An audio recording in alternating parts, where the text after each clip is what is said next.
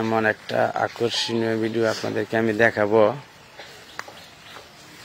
যে এইখানে যে জিনিসটা ঘটতে যাচ্ছে বা আরো বেশ কয়েকদিন ঘটেছে, কিন্তু আমি প্রমাণের কারণে আমি কাউকে বলতে পারি নাই।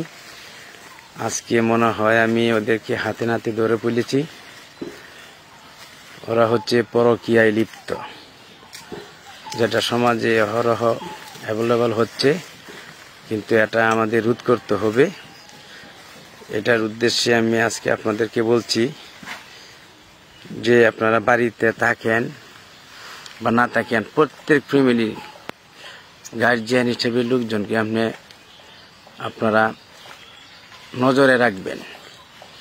এখানে একটা লোক প্রায় দিনই আসে ওই মহিলার কাছে। মহিলাও বিবাহিত, পুরুষটাও বিবাহিত। তারা এখানে এসে পরকীয়া করে। যাতে পরকীয়া না হয়, আমি আগে একদিন তাদেরকে এরকম আমি দেখছি, কিন্তু আমি প্রমাণ রাখতে পারি নাই। আজকে আমি ওদেরকে হাতে নাতে ধরবো। আমি অনেক কৌশলের পর তাদেরকে আমি পলু করে আমি এখানে আসছি। দেখি তারা কোন জায়গায় কি বসে, আমি কি করতে চাই, সঠিক কি পরকীয়া করে না কি করে, এটা আমি হাতে নাতে ওদেরকে আমি আজকে ধরবো। আমার সাথে আরো লোকজন আছে, সবাইকে নিয়ে আমি আসছি। আরো দেখি ওরা ঝুপের ভিতরে যাচ্ছে, হয়তো এক জায়গায় বসবে, জায়গা খুঁজাখুঁজি করতেছে, হয়তো তাদের মন মতো হইতেছে না। আমি দেখি এই যে একটা ঝুপের ভিতরে দেখছি মহিলাটা বসে পড়ছে, ছেলেটাও এখানে দেখি কি করতেছে। আমি একটু দেখানোর চেষ্টা করব যাতে ওরা, হ্যাঁ ঠিক আমি যেটা ভেবেছিলাম সেটাই।